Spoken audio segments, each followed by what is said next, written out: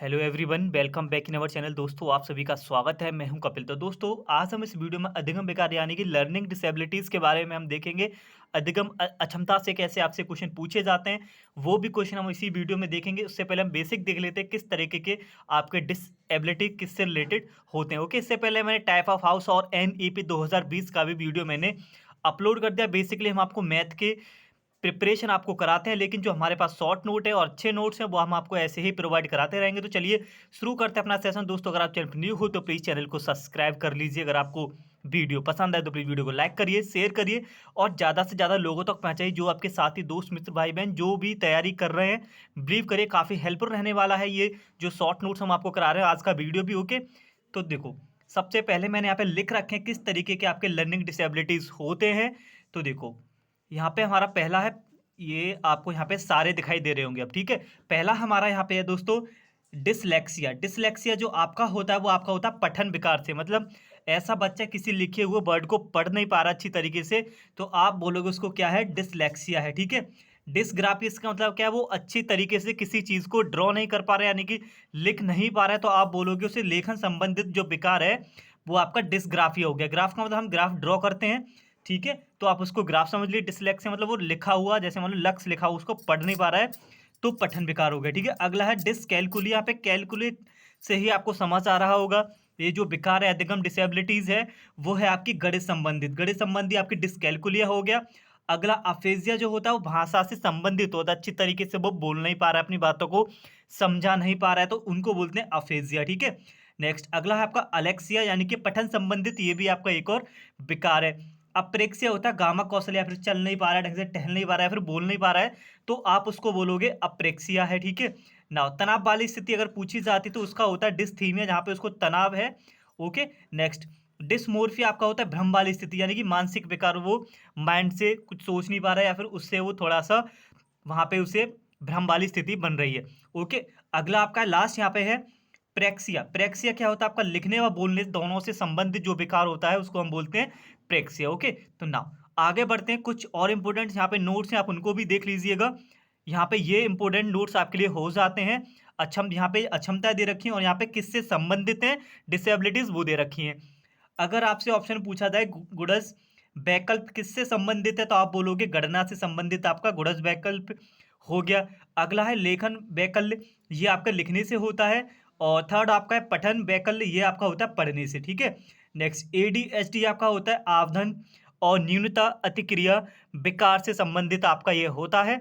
Next आपका है स्वालीनता, यानी कि ऑटिज्म, ये रिलेटेड होता है आपका सामाजिक अंतःक्रिया से। ओके, तो ये हमने डिसेबिलिटीज अब देखी। तो चलिए इनसे रिलेटेड कैसे प्रीवियस ईयर में आपसे क्वेश्चन पूछे गए हैं उनकी तरफ हम बढ़ते हैं। ओके, तो ये रहे आपके प्रीवियस ईयर में जिस तरीके से क्वेश्चन आपसे पूछे गए हैं अधिगम अक्षमता पर आधारित प्रश्न, ठीक है। पहला ऑप्शन आपका है पढ़ने से संबंधित अधिगम अक्षमता को हम क्या कहते हैं।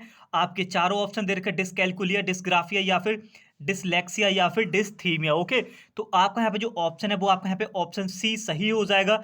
डिसलेक्सिया यानी कि कहीं ऐसे समझो लक्ष्य लिखा हुआ है और बंदा उसको अच्छी तरीके से रीड नहीं कर पाता, आप बोलोगे उसे पठन विकार है।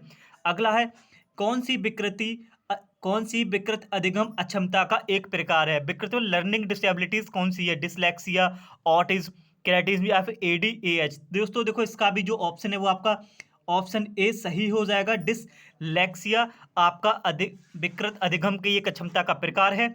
नेक्स्ट थर्ड आपका है अधिगम निर्योग्यता शब्द का जो सर्वप्रथम यूज हुआ था किसके द्वारा प्रस्तापित किया गया था। आपके चारों ऑप्शन है ब्रूनर, केरन हार्ने या फिर सैमुअल किर्क या फिर आपका लास्ट वाला कॉल रॉजर्स। तो दोस्तों इसका जो ऑप्शन है वो आपका ऑप्शन सी आपका यहाँ पे सही है, सैमुअल किर्क के द्वारा इसको प्रस्तापित किया गया था। ये सारे वो क्वेश्चन है जो आपके प्रीवियस ईयर में आपसे लगातार पूछे गए हैं और सारे के सारे इंपॉर्टेंट क्वेश्चन है, आपको देखने को आपको एग्जाम में जरूर आपको मिलेंगे। तो फोर्थ क्वेश्चन आपका है अधिगम अक्षमता के संदर्भ में गणितीय अधिगम अक्षमता आपकी क्या कहलाती है, गुणज, पठन, लेखन या फिर गतिक समन्वय वैकल्प। तो देखो अभी दोस्तों मैंने आपको बताया था उसका जो गणना से रिलेटेड होगा वो गुणज वैकल्प होगा, ठीक है। लेखन से संबंधित होगा वो लेखन वैकल्प होगा।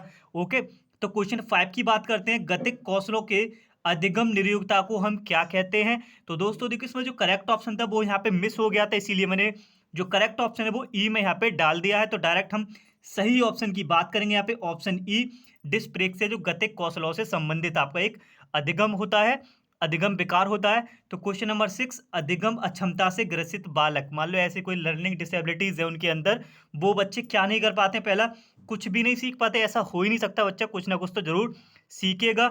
ऑप्शन बी, अधिगम के कुछ पक्षों में उसे संघर्ष करना पड़ेगा, या फिर उनकी जो बद्दी लब्धि जो होगी आईक्यू लेवल होगा बहुत ही कम होगा, या फिर बहुत बुद्धिमान या फिर परिपक्व होते हैं। तो देखो लर्निंग डिसेबिलिटीज का मतलब क्या है, कुछ पक्षों में वो संघर्ष करते हैं अधिगम में, कुछ सीखने के लिए, यानी कि बिल्कुल ही वो मूर्ख होगा या फिर कुछ समझ ही नहीं पा रहा है, ठीक है नाउ। तो ऑप्शन बी इसका सही हो जाएगा। तो बढ़ते हैं बाकी रिमेनिंग क्वेश्चन की तरफ। क्वेश्चन नंबर 7, 8, 9 और 10 यहाँ पे आपको स्क्रीन पे दिखाई दे रहे होंगे।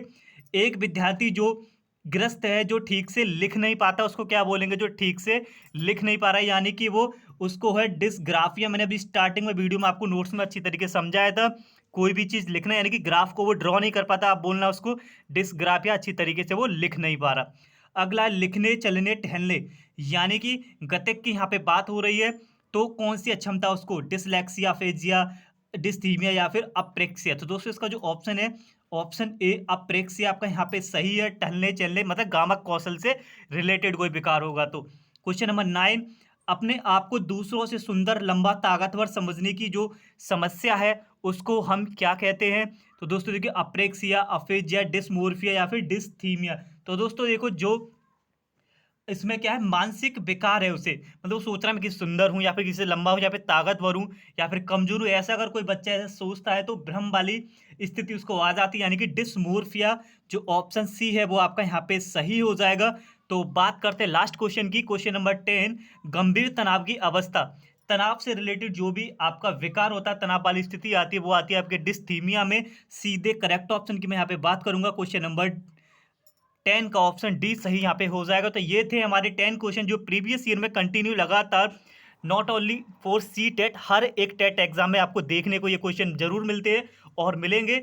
तो आज के सेशन में सिर्फ इतना ही। तो चलिए मिलते हैं अगली वीडियो में एक और नए टॉपिक के साथ। तब तक के लिए धन्यवाद, take care and wait for the next video. अगर आपको वीडियो पसंद आई हो तो प्लीज़ वीडियो को लाइक करना ना भूलें, ज़्यादा से ज़्यादा लोगों में शेयर करिए, साथ साथ हमारे बेल आइकन को ऑन कर दीजिएगा जिससे कि आने वाली वीडियो को जो नोटिफिकेशन आपके पास सबसे पहले पहुंच जाए। तो thank you and wait for the next video.